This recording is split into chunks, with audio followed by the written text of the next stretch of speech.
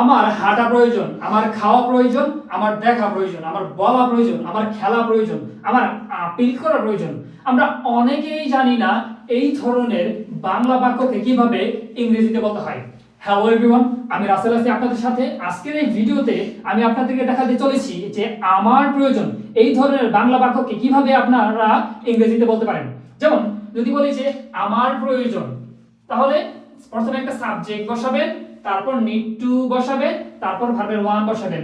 যদি বলেন যে তোমার প্রয়োজন, তাহলে তুমি মানে হচ্ছে ইউ নিড টু ওয়ার্ক, তোমার হাঁটা প্রয়োজন। যদি বলি যে তোমার খাওয়া প্রয়োজন, ইউ নিড টু ইট।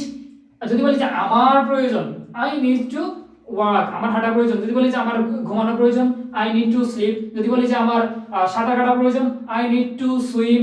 যদি বলি যে আমার বলা প্রয়োজন, I need to speak. Clear? এই সামনে আসো। আচ্ছা বলো, আমার হাঁটা প্রয়োজন, I need to walk. আমার দেখা প্রয়োজন, I need to see. আমার আপিল করা প্রয়োজন, I need to appeal. আমার সাঁতার কাটা প্রয়োজন, I need to swim. আমার বলা প্রয়োজন, I need to speak. Speak. আমার কি বলে, আমার হাঁটা প্রয়োজন, I need to walk. আমার ব্যায়াম করা প্রয়োজন, I need to exercise, I need to exercise. আচ্ছা, আমার সাঁতার কাটা প্রয়োজন, I need to swim. আচ্ছা ঠিক আছে, যাও বুঝে আসো আগে।